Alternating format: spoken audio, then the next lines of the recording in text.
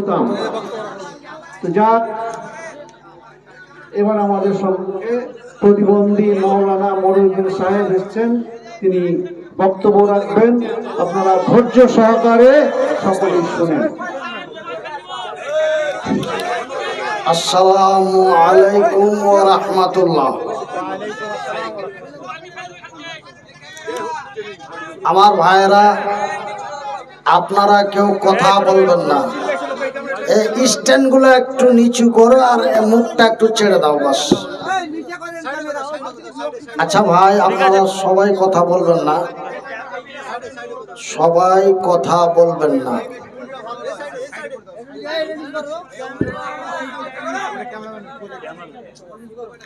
আমার ভাইরা, আমার আব্বা জানেরা, আপনাদের কাছে আমার বিনীত অনুরোধ, আপনারা কথা বলবেন না। কেন? যে আমার আগে যে পিকআপ ছিল সেই পিকআপ বর্তমান নেই।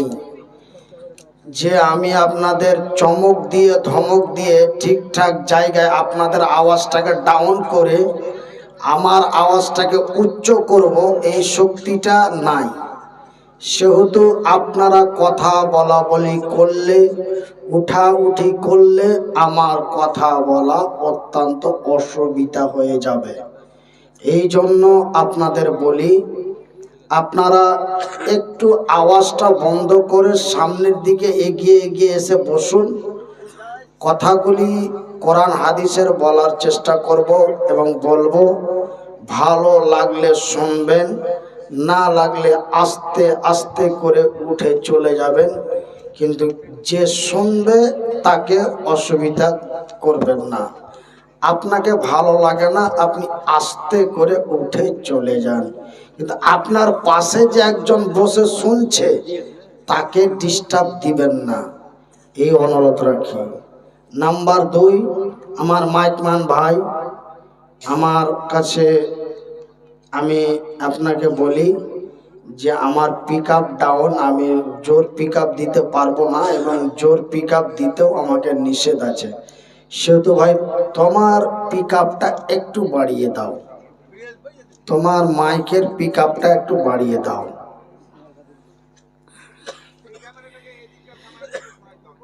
ইন্নাল হামদালিল্লাহি নাহমাদুহু ওয়া নাস্তাইনুহু ওয়া নাস্তাগফিরুহু ওয়া নু'মিনু বিহি ওয়া নাতাওয়াক্কালু আলাইহি ওয়া নাউযু বিল্লাহি মিন শুরুরি আনফুসিনা ওয়া মিন সাইয়্যাতি আমালিনা। মান ইয়াহদিহিল্লাহু ফালা মুদিল্লা লাহু ওয়া মান ইযলিলহু ফালা হাদিয়া লাহু।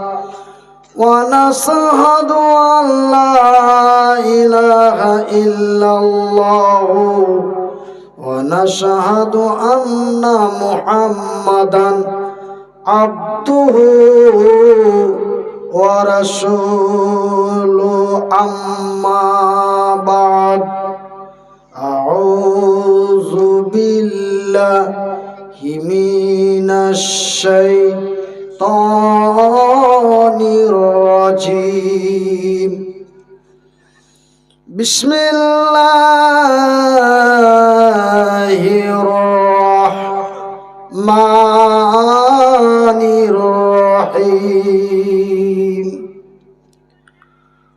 ওয়ালা তাকুলু লিমান ইউখতালু ফি সাবিলিল্লাহ ফি সাবিলিল্লাহি আমওয়াত বাল আহইয়াউ ওয়ালাকিন লা তাশউরুন। বিসমিল্লাহির রহমানির রহিম। আর রহমান আল্লামাল কুরআন। খলাকাল ইনসান আল্লামাহুল বায়ান। আল কুরআন। قال النبي صلى الله عليه وسلم من بنى لله مسجدا بنى الله له بيتا في الجنة। البخاري।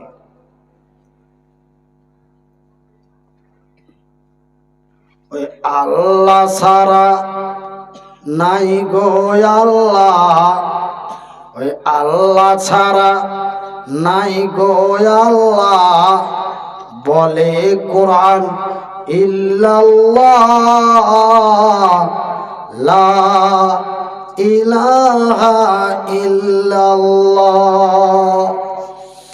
এই মানুষ যখন আল্লাহ বলে ভুলিয়া যে গেল, তখন নবী মুস্তফাকে পাঠাইয়া যে দিল, সেই নবীজির নামটি হলো, সেই নবীজির নামটি ছিল মুহাম্মাদিয়া রাসূলুল্লাহ লা ইলাহা ইল্লাল্লাহ। আমার নবী যখন প্রচার করেন, আমার নবী যখন প্রচার করেন, এই কালিমা বলে কাফেরেরা পাথর মারে সঙ্গে দলে দলে। আর কেউ তো বলে জাদুগিরি, আর কেউ তো বলে নিয়া রাসূলুল্লাহ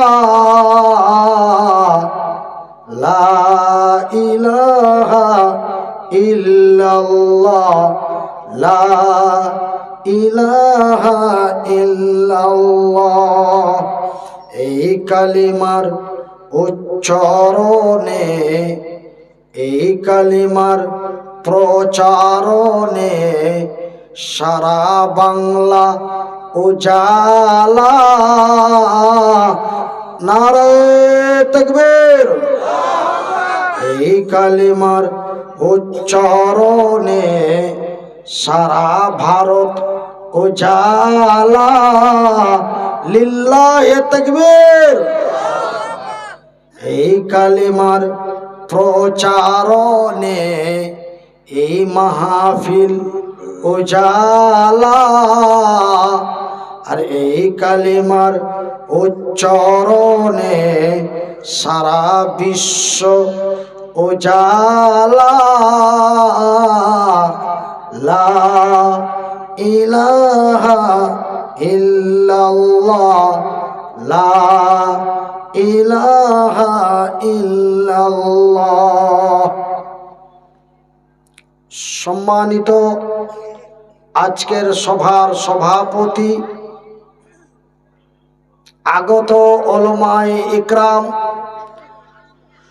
সম্মানিত অতিথি বৃন্দ, অত্র এলাকা থেকে ছুটে আসা ইসলাম দরদি ভাই ও বন্ধুরা, বয়োজ্যেষ্ঠ বয়সপ্রাপ্ত বাপ এবং চাচারা, স্নেহের কচি কচি ছেলেরা, পর্দায় বসে থাকা মা ও বোনেরা, প্রশংসা ওই মহান আল্লাহর, যেই মহান রব্বুল আলামিনের অশেষ দয়ায় মহান রব্বুল আলামিন আমাকে কঠিনময় বিপদের মধ্য থেকে, মৃত্যুর হাত থেকে সুরক্ষিত করে পুনরায় আপনাদের মাঝে উপস্থিত করিয়ে দিয়েছেন।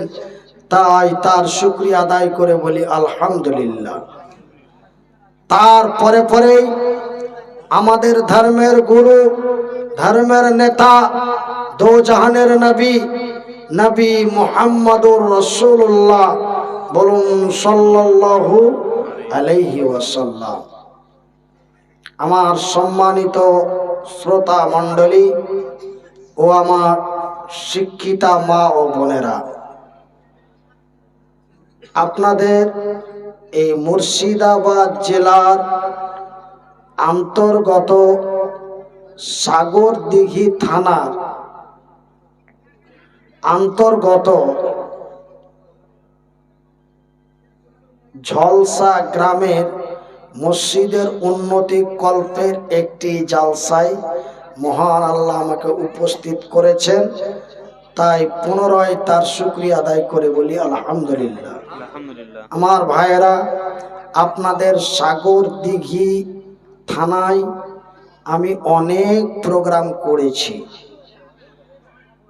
মুর্শিদাবাদ জেলাতে প্রায় আনুমানিক 27 থেকে 28টার মতো থানা আছে। তার মধ্যে আমি আপনাদের কয়েকটা থানার অত্যন্ত জনপ্রিয় বক্তা ছিলাম বা এখনো আছি। তার মধ্যে আপনার লালগোলা, ভগবানগোলা, রঘুনাথগঞ্জ, জিয়াগঞ্জ, এমনি করে সাগরদিঘি, এমন করে আপনার বেলডাঙ্গা, রেজিনগর, কয়েক দৌলতাবাদ, শেখপাড়া, সাগরপাড়া, জলঙ্গি, এমনি করে করে এই সব এলাকার মায়েরা, বোনেরা, ভাইয়েরা, বন্ধুরা, আপনারা আমাকে অন্তরের অন্তরস্থল থেকে ভালোবাসেন, আমি এটা জানি।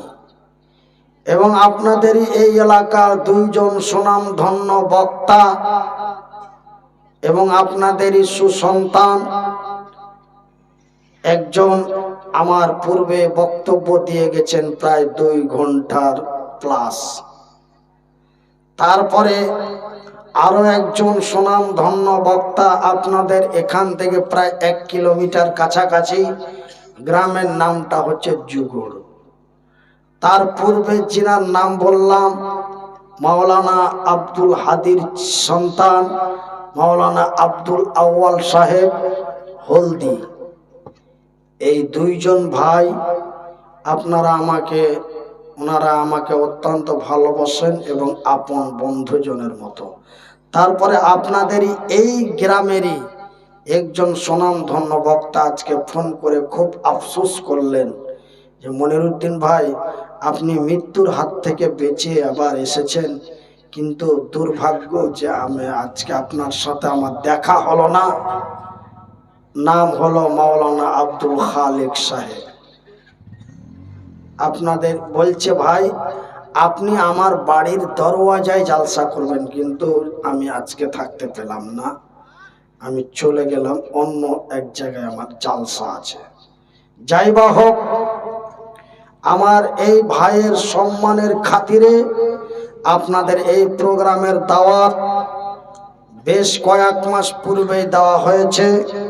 সাগরদিঘি বলে পরিচয়, সাগরদিঘি বলে আমার খাতায় নাম লেখা ছিল, গ্রামের নামও তেমন জিজ্ঞাসা করিনি, করেছিলাম কিনা তাও স্মরণে নাই, কেন ব্রেন স্ট্রোক রোগী তো, মেমোরি থেকে অনেক কিছু হ্যাং হয়ে গেছে। যাই বা হোক, আমি বললাম ভাই বক্তব্য তো দিতে পারছি, কিন্তু বলে দিতে পারছি কিছুক্ষণ, কিন্তু ভাই বক্তব্য হবে, কিন্তু আগের মতো হবে না। উনি বললেন, মৌলানা আমাদের এলাকার মানুষ আপনাকে ভালোবাসেন, আপনি যেভাবে পারবেন, যতটুকু পারবেন একবার আসেন। আমরা তো শুনেছি অনেক আবহাওয়া শুনেছি যে আপনি ইন্তিকাল করেছেন, অনেক জায়গায় এখনো প্রচার আছে মনিরুদ্দিন ভাই ইহকালে নাই, পরকালে চলে গেছে। এখনো বিহারের অর্ধেকটি মানুষ জানে আমি নাই, আমি চলে গেছি, ইহকাল ত্যাগ করে পরকাল চলে গেছি। এরকম একটা ভিডিও ভাইরাল হয়েছিল। তারপরে যখন আমার 14 দিন পর জ্ঞান ফিরল, 15য় আরো একটা ভিডিও ভাইরাল হলো যে না, মনিরুদ্দিন ভাই মরেনি, তবে উনি মৃত্যুর সাথে পাঞ্জা লড়ছে, উনি এখন হালকা সুস্থতার দিকে আছে, পিজিতে ভর্তি আছে, এই বলে ফের আবার দ্বিতীয় ভিডিও একটা ভাইরাল হয়েছে। তো ওই ভিডিওটা অনেকে শুনেছে, অনেকে শুনেনি, কিন্তু মরে যাওয়াটাই বেশি ভাইরাল হয়ে গেছে। কিন্তু ভাই আপনাদের দোয়ায়, আল্লাহর দয়ায় আল্লাহ আমাকে এখন পর্যন্ত বাঁচিয়ে রেখেছেন। কতদিন রেখেছেন আল্লাহ, আমার আল্লাহ ভালো জানেন। তাই আমি আপনাদের টান টুন পিক আপ দিয়ে আগের মতো ক্যাসেট বাজাতে পারবো না, তবে আমি দু একটা কথা আপনাদের বলে যাই। আমরা নওজোয়ান তরুণ যুবক, আমার আল্লাহ রাব্বুল আলামিন তার পবিত্র কোরআনে বলেছেন, আর রহমান, আমি বড় দয়াবান, আমার নাম রহমান, আমি অতি দয়ালু দয়া দাতা, আমার দয়া এবং মায়ার কোনো সীমা নাই। একবার বলি সুবহানাল্লাহ। আমার আল্লাহর এত দয়া, আমার আল্লাহর এতই মায়া, আমার আল্লাহ এই পৃথিবীর মানুষকে এত ভালোবাসেন। বন্ধুরে, এই পৃথিবীর মানুষকে আমার আল্লাহ এত ভালোবাসেন যে আমার আল্লাহ 1-2 করে প্রায় 18 থেকে 20 হাজারের মতো মাখলুক সৃষ্টি করেছেন, কিন্তু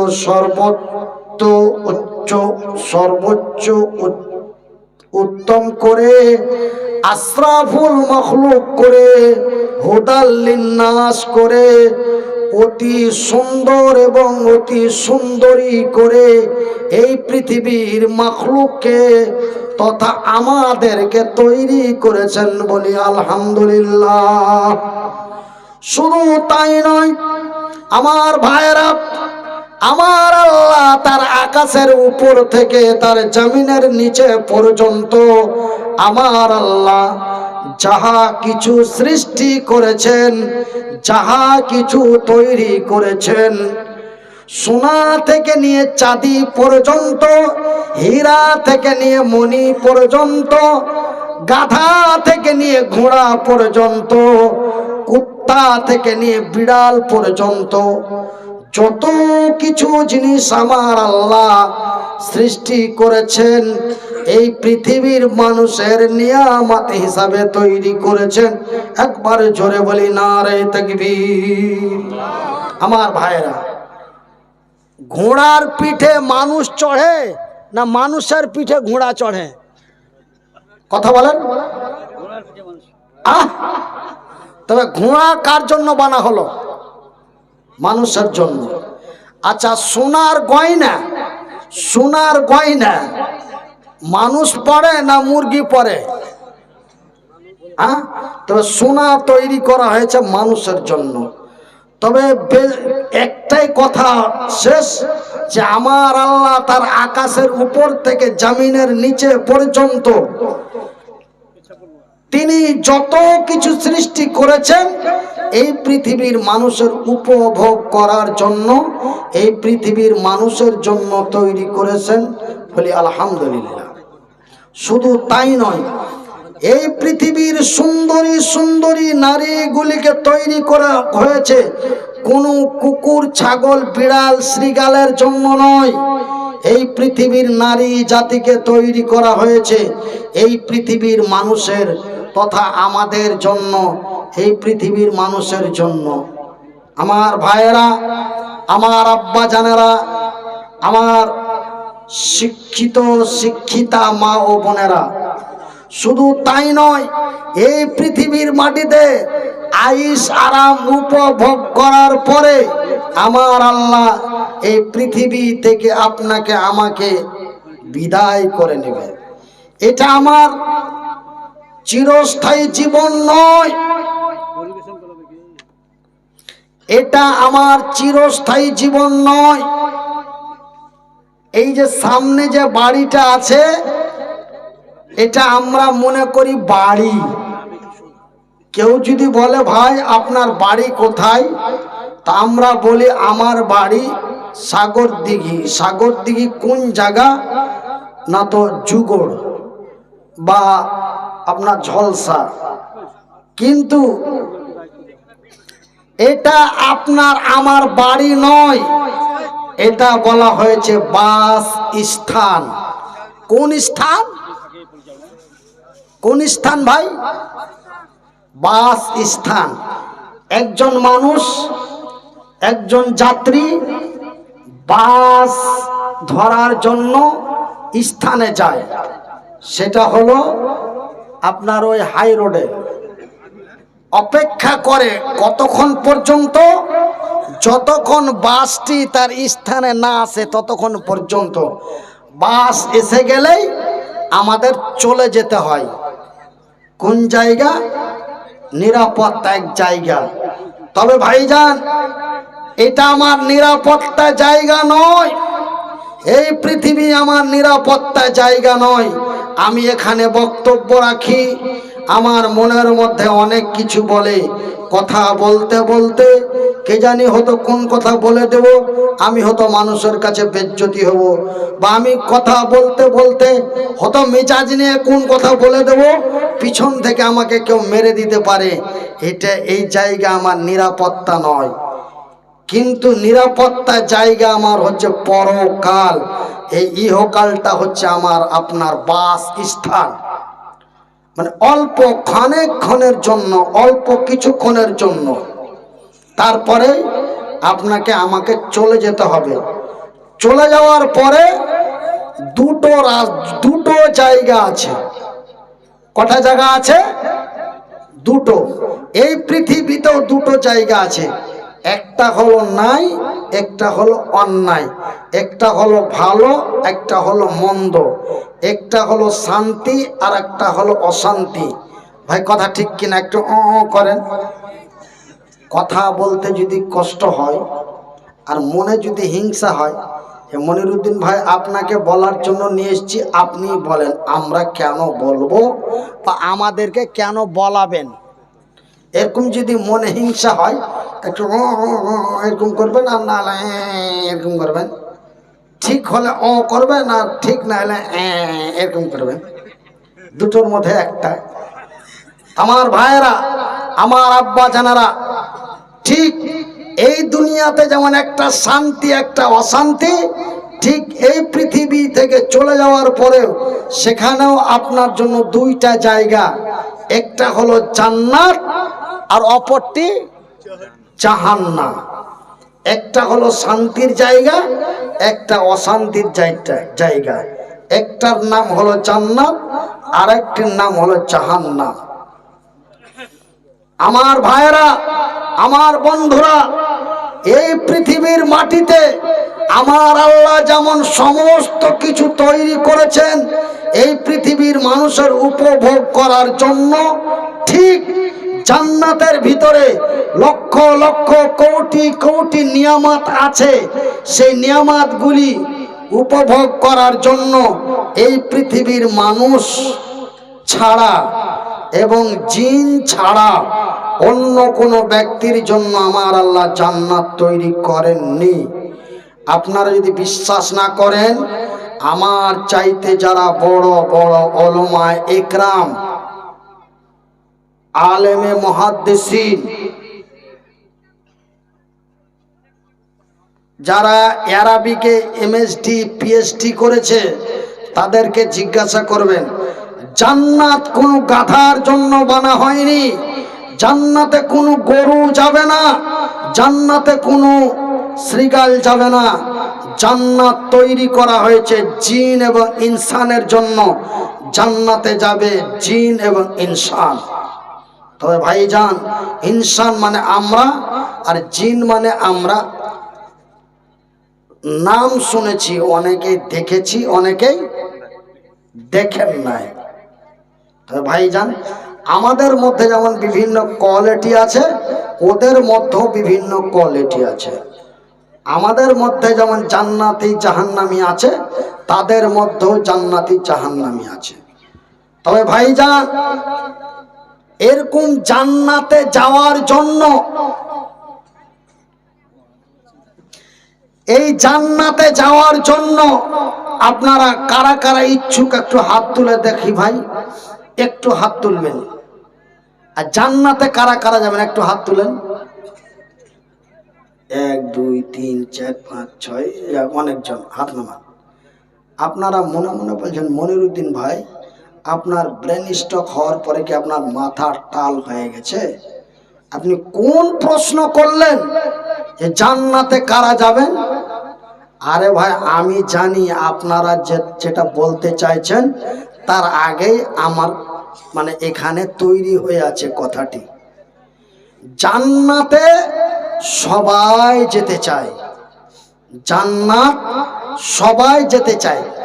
একটা মাতাল সাগরদিঘি থেকে মাল খেয়ে মোড়গ্রাম যাচ্ছে, যাওয়ার পথে আপনাদের এই রাস্তায় পড়ে আছে, মুখ দিয়ে লালা বইছে, কথা স্পষ্ট হয় না।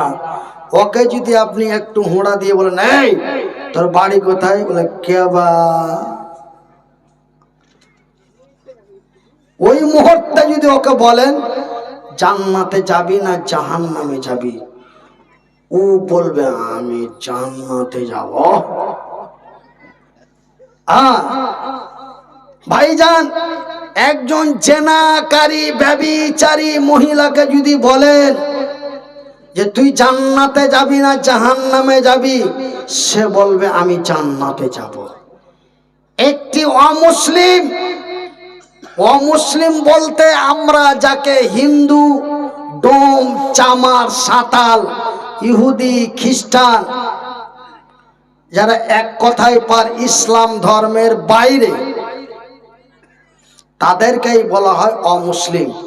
একজন অমুসলিমকে যদি ডেকে বলেন, একজন অমুসলিম কিন্তু জান্নাত পাবে না, তার জন্য কিন্তু জান্নাত নয়।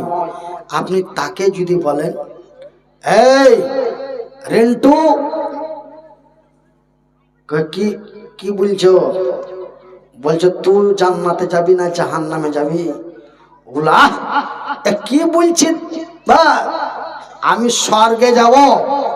কোথায় যাব? স্বর্গে যাব। আমরা বলি জান্নাত এবং জাহান্নাম, ওরা বলে স্বর্গ এবং নরক।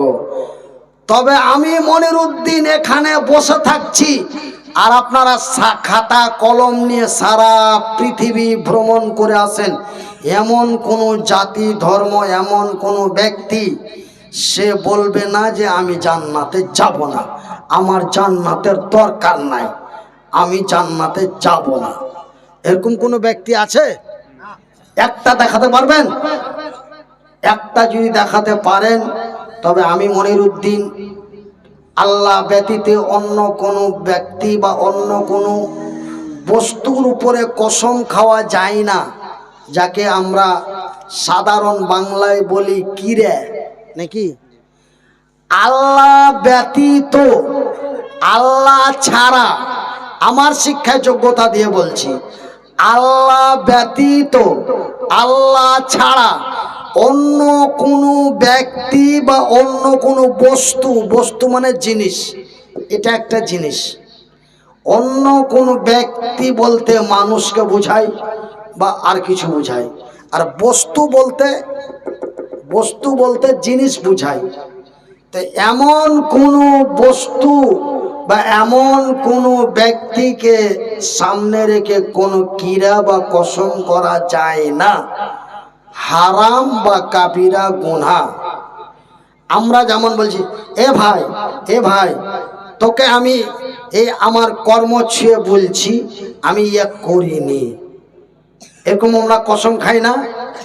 বলে ভাই এই যে আমার বাচ্চার মাথায় হাত দিয়ে বলছি, কসম করে বলছি আমি এ কাজ করিনি।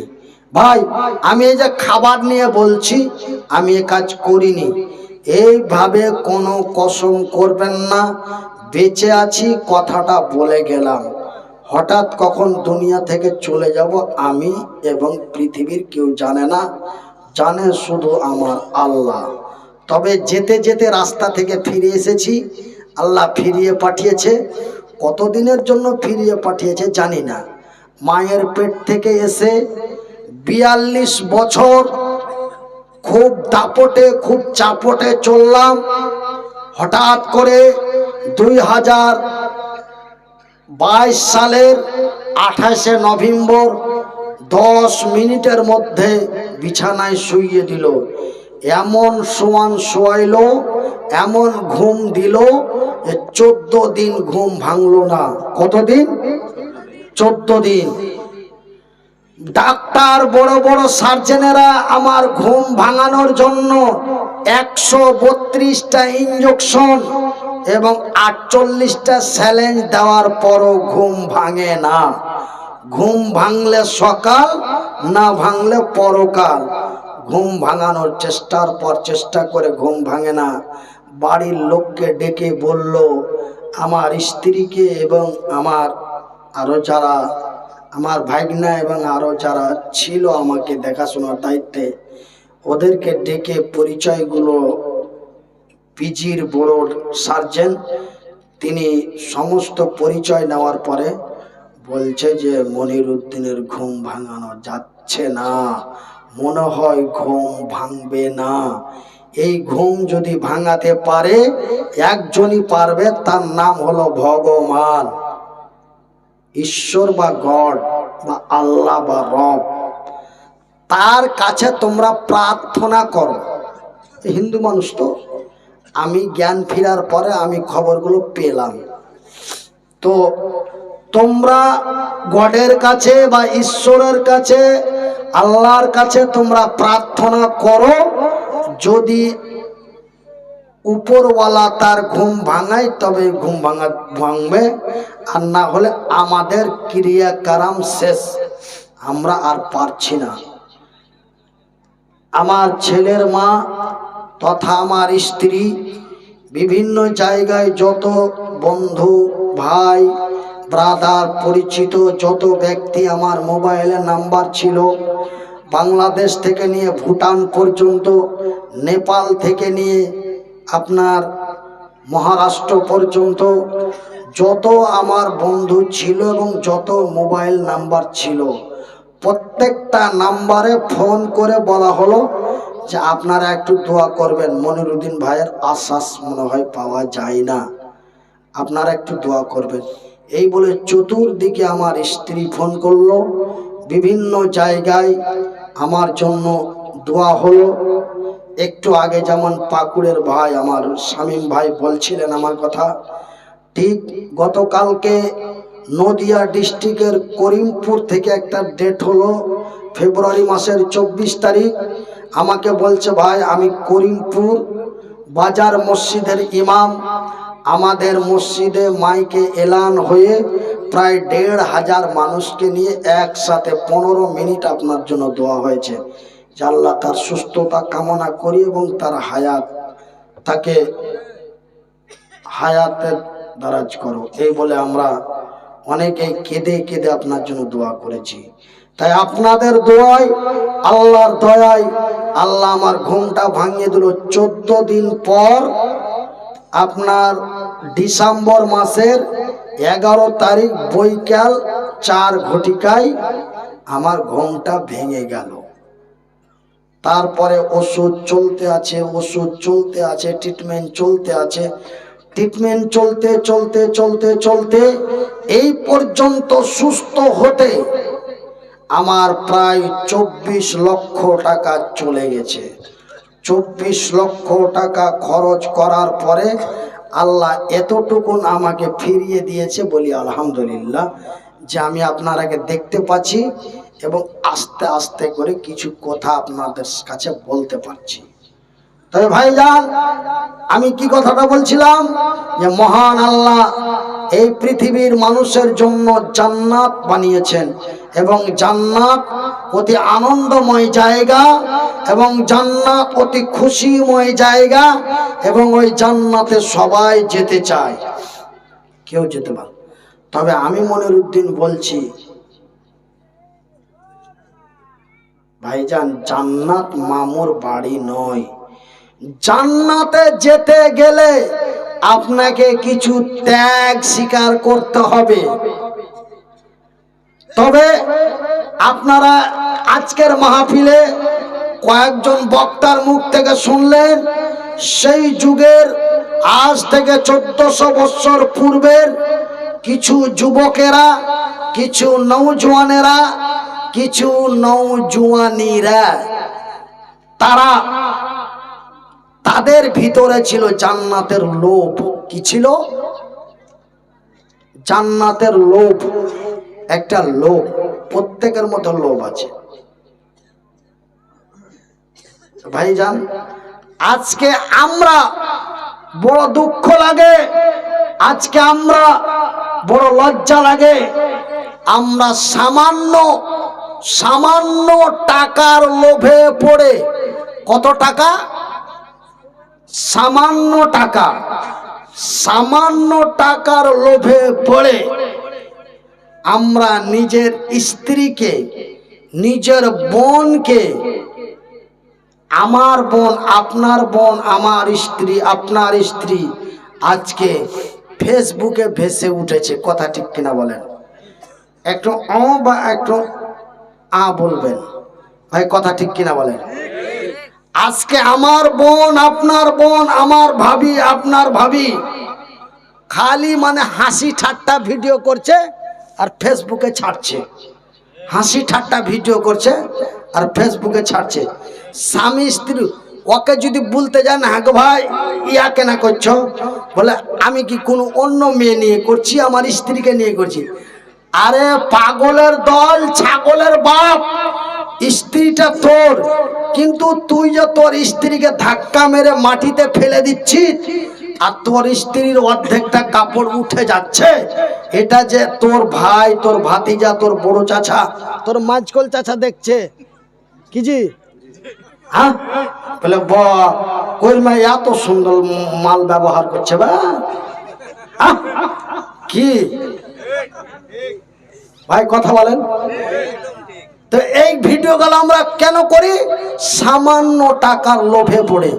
মানে আমার একটা ভিডিও যদি ভাইরাল হয়ে যায়, ভিডিওটা যদি আমার মনিটরি অন হয়ে যায়, আমাকে গুগল কোম্পানি কিছু টাকা দিবে ডলারের বদল। এই তো লোক। আপনি মাসে কত পান? যদি আপনার 50 থেকে 1 লক্ষ ফলোয়ার হয়, আপনার যদি 1 মিলিয়ন ভিউ হয়, তবে আপনি খুব টাকা পেলে 40 থেকে 45 হাজার টাকা ভারতীয় পাবেন। এই সামান্য টাকার লোভে পড়ে আজকে আমরা নিজের স্ত্রীকে, নিজের বোনকে অনলাইনে তুলেছি, বলি আস্তাগফিরুল্লাহ। কিন্তু আমার মায়েরা, আমার বোনেরা, যারা এইভাবে অর্ধ উলঙ্গ হয়ে, বেপর্দা হয়ে, লিপস্টিক লাগিয়ে ছবি তুলে ফেসবুকে দাও, একটু কান খুলে শুনে নাও। তোমাদের মতনই এক যুবতী মহিলা, নারী, মক্কার মাটিতে জান্নাতের লোভে পড়ে, নবীর প্রেমে পড়ে, আজকে আমরা ধন সম্পদের লোভে পড়ে, সুন্দরী নারীর প্রেমে পড়ে আমরা জাতিকে দিয়েছি কলঙ্ক। জাতিকে কি দিয়েছি? একটু আওয়াজ ছেড়ে বলবেন আগে পিছে। আমরা জাতিকে কি দিয়েছি? কলঙ্ক। আমরা জাতিকে দিয়েছি কলঙ্ক। আর তাদের মধ্যেও দুটো জিনিস ছিল। আমাদের মধ্যে যেমন দুটো জিনিস আছে, তাদের মধ্যেও দুটো জিনিস ছিল। তাদের মধ্যে কি ছিল? তাদের মধ্যে ছিল জান্নাতের লোভ এবং নবীর প্রতি ভালোবাসা। তারা জান্নাতের লোভে পড়ে, নবীর প্রেমে পড়ে, তারা নিজের জীবন, নিজের মরণ, বিবি বাল বাচ্চা, ধন সম্পদ, তাদের কিছুই নজরে আসেনি। একবার বলি সুবহানাল্লাহ। আমার ভাইয়েরা, আমার বন্ধুরা, আমার আব্বা জানেরা, একদিন মক্কার মাটিতে আল্লাহর নবী এক বাড়িতে গেলেন। তাকে দাওয়াত দেওয়া হলো। যেমন আপনারা আমাকে দাওয়াত দিয়েছেন, বলছেন মনিরুদ্দিন ভাই আসেন, কিছু হাদিস কোরআনের কথা বলবেন, এই বলে আমাকে দাওয়াত দেওয়া হয়েছে। আমি আজকে আপনাদের এখানে আলোচনা করলাম। আমার আলোচনা শুনে আপনাদের কাউকে ভালো লাগলো, কাউকে মন্দ লাগলো, এমন কি কেউ আমার কিছু কথায় পরিবর্তন হয়ে গেলেন। ঠিক আমার নবী, আল্লাহর নবী, দয়ার নবী, বিশ্বের নবী, নবী মুহাম্মদুর রাসূলুল্লাহ, বলুন সাল্লাল্লাহু আলাইহি ওয়াসাল্লাম। আল্লাহর নবী, দয়ার নবী, বিশ্বের নবীকে এক জায়গায় ডাক দেওয়া হলো। আল্লাহর নবী সেই বাড়িতে গেলেন, আর সেই বাড়িতে যে আল্লাহ তার রাসূলের দ্বীনের কথা শোনাতে লাগলেন। দ্বীনের আলোচনা করতে করতে দীর্ঘ আলোচনার পর এই বাড়ির তিনজন ব্যক্তি, কয়জন?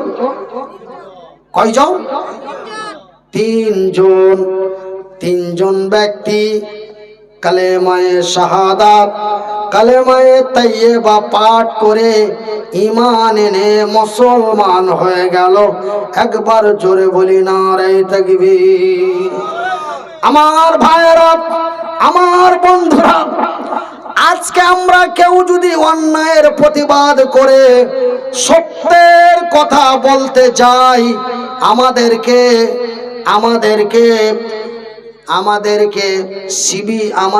সিবিআই মারফতে আমাদেরকে গুপ্তচর বলা হয়, আমাদেরকে জেলখানায় বছরের পর বছর পচিয়ে দেয়। ঠিক এমনই মক্কার মাটিতে আবু জেহেলের নেতৃত্বে ওই যে তিনজন ব্যক্তি কালেমায়ে শাহাদাত পাঠ করে ঈমান এনে মুসলমান হয়ে গেল, এই কথাটা সারা মক্কার মাটিতে ভাইরাল হয়ে গেল। বলে আর জানো, বলে কি হয়েছে? বলে ওই ঝলসা গ্রামে মনিরুদ্দিন এসেছিল। মনিরুদ্দিন দুটো হাত নাই, পা নাই, একজন প্যারালাইসিস অসুস্থ ব্রেন স্ট্রোক ব্যক্তি, এসে আল্লাহ আল্লাহ রাসূলের দ্বীনের কথা বলল। আর ওই ঝলসা গ্রামের তিনজন ব্যক্তি, একজনের নাম হলো সুমাইয়া, আর একজনের নাম হলো ইয়াসির, এই তিনজন মিলে কালেমায়ে শাহাদাত, কালেমায়ে তাইয়্যিবা পাঠ করে ঈমান এনে মুসলমান হয়ে গেছে। বলে এত বড় কথা? হ্যাঁ, এই কথাটা এই বাড়ির লোক জেনে গেল, ওই বাড়ির লোক জেনে গেল, এই পাড়ার লোক জেনে গেল, ওই পাড়ার লোক জেনে গেল, এমনি করতে করতে এই রাজ্যের লোক জেনে গেল, ওই রাজ্যের লোক জেনে গেল। শেষ কথাটা সারা ভারতবর্ষের মাটিতে প্রচার হয়ে গেল। এমনি করতে করতে করতে শেষবারের মতো মন্ত্রী নরেন্দ্র মোদীর কাছে পৌঁছে গেল। তবে আমি কি 2024-এর ঘটনা বলছি ভাই? আমি কি 2024-এর ঘটনা বলছি? আমি নরেন্দ্র মোদীর কথা বললাম, তাতে আপনারা অনেকে চমকে উঠেছেন। কিন্তু আজকে বর্তমান ভারতকে নেতৃত্ব দেন শ্রী নরেন্দ্র মোদী। কিন্তু সুমাইয়া যেদিন ইসলাম কবুল করেছিল, সেই দিন মক্কার মাটিতে নেতৃত্ব দিচ্ছিল তার নাম আবু জেহেল। কি নাম? আবু জেহেল। আবু জেহেলের কাছে খবরটা পৌঁছে গেল। বলে জাহাপানা জানেন? বলে কি? বলে সুমাইয়ার বাড়িতে একজন ব্যক্তি এসেছিল, নাম তার মুহাম্মদ, বলুন সাল্লাল্লাহু আলাইহি ওয়াসাল্লাম। কি না বলেছে, কি ফুক দিয়েছে। তারা একই পরিবারের তিনজন কালেমায়ে শাহাদাত, কালেমায়ে তাইয়্যিবা পাঠ করে ঈমান এনে মুসলমান হয়ে গেছে। এই কথাটি যখন আবু জেহেলের কাছে পৌঁছে গেল, আবু জেহেল চিৎকার গলায় বলে, কে রে, কার এত বড় ক্ষমতা আমার নেতৃত্বে নবীর দিন প্রতিষ্ঠিত করতে চায়? যাও সেনাপতি কমান্ডারেরা, যাও সুমাইয়াকে এবং তার পরিবারকে তুলে নিয়ে এসো, আর তুলে নিয়ে এসে তাকে একটার পর একটা শাস্তি দাও, যতক্ষণ ফিরে না যায় ততক্ষণ। এই ঘটনা হাবিবুল্লাহ মুসলিমের উপরে হয়েছে, আপনারা জানেন ভাইজান। যতক্ষণ ফিরে না যাবে ততক্ষণ পর্যন্ত তাকে শাস্তি দাও, একটার পর একটা শাস্তি দাও, যতক্ষণ সে ফিরে না যায়। এবার ভাইজান সুমাইয়াকে তুলে নিয়ে আসা হলো। লক্ষ লক্ষ মানুষ মক্কার প্রান্তে জমা হলো। বলে, আর জানো, বলে আর জানো, বলে সুমাইয়া কালেমা পড়ে ঈমান এনেছে। আবু জেহেলের কাছে খবর পৌঁছে গেছে, আবু জেহেল তাকে তুলে নিয়ে গেছে, চলো যাই কি শাস্তি দেওয়া হয়। এই বলে লক্ষ লক্ষ হাজার হাজার মানুষ সেই ময়দানে হাজির। সুমাইয়াকে তোলা হলো। সুমাইয়াকে তুলে তাকে প্রথম শাস্তি দেওয়া হলো। প্রথম শাস্তিটা কি? তাকে এমন একটা গাছের সাথে পিছন করে বেঁধে দেওয়া হলো। সুমাইয়া একজন আমার বোনের মতো, আপনার বোনের মতো একজন তরতরে তরুণী যুবতী, তার যৌবন ফুটে পড়ছে, এমন অল্প বয়সে জান্নাতের লোভে পড়ে, নবীর ভালোবাসায় পড়ে পৃথিবীকে কি ইতিহাস দিল একটু শোনো মায়েরা।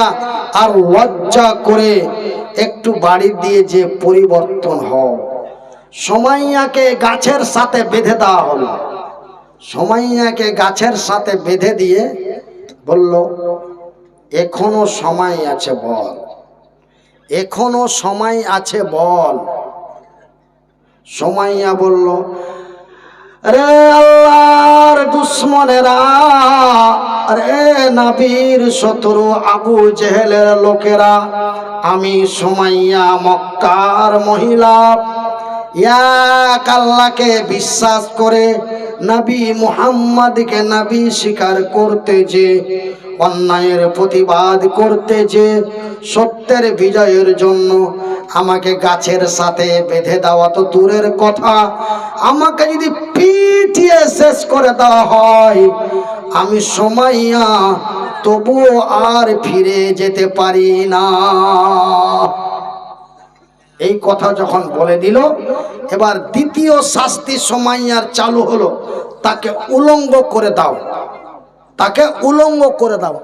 যদি সতীত্বের ভয়ে, লজ্জার ভয়ে যদি সে ফিরে যায়। এই বলে সুমাইয়ার পরনের কাপড়গুলি খুলতে আরম্ভ করলো। সুমাইয়া আকুফি বিকলি কাকতি মিনতি করে বলে, রে আল্লাহর দুশ্মনেরা, রে নবীর শত্রুরা, আমি তোমাদের বোনের মতো একটা বোন রে, আমি তোমাদের মায়ের মতো একজন সন্তানের মা রে, আমার সতীত্ব নষ্ট করো না, আমার ইজ্জতের বেজ্জতি করো না। এত আকলি বিকলি কাকতি মিনতি করার পরেও তাদের জানে দয়া হলো না। এক এক করে সুমাইয়ার পরনে যত কাপড় ছিল সমস্ত কাপড়গুলি খুলে সুমাইয়াকে পূর্ণ উলঙ্গ করে দেওয়া হলো। জোরে বলি আস্তাগফিরুল্লাহ মিন কুল্লি জামবি ওয়া আতুবু ইলাইহি। তাকে পূর্ণ উলঙ্গ করে দেওয়া হলো, কিন্তু সুমাইয়ার হাত দুটি বাঁধা হয়নি। তাকে শুধু উল্টো করে গাছের সাথে বাঁধা হয়েছিল, হাত দুটি তার বাঁধা হয়নি। যেন সুমাইয়া নিচু হয়ে, ছোট হয়ে তাদের কাছে জোড়হাত করে যেন ক্ষমা প্রাপ্ত হতে পারে, এই বলে সুমাইয়াকে উল্টো করে বাঁধা হলো, কিন্তু তার হাত বাঁধানো হয়নি। এবার যখন সুমাইয়ার সমস্ত কাপড় চোপড় খুলে তাকে পূর্ণ উলঙ্গ করে দিল, সুমাইয়া তার হাতের মুজো দুটি দিয়ে তার লজ্জা স্থানে হাত দিয়ে বুকটা চেপে ধরে বলে, রে আল্লাহর দুশ্মনেরা, রে নবীর শত্রুরা, তোমরা কি জানো না আমার আল্লাহ বলেছেন আল্লাযীনা হুম লিফুরুজিহিম হাফিজুন। রে বিশ্ব জগতের নর নারীরা, তোমরা তোমাদের সারাম গায়ের হেফাজত করো, তোমরা তোমাদের অঙ্গের হেফাজত করো, তোমরা তোমাদের লজ্জা স্থানের হেফাজত করো। তবে ভাইজান, আমরা যে পুরুষ, তার জন্য একজন নারীর কাছে পর্দা করা লাগে কি লাগে না? আপনি যেমন, ওই মামুর বাটা মমতা ভাইয়েরা একটু খেয়াল করেন, খালি মোবাইল নিয়ে ব্যস্ত। ভাইজান, একজন নারীকে যেমন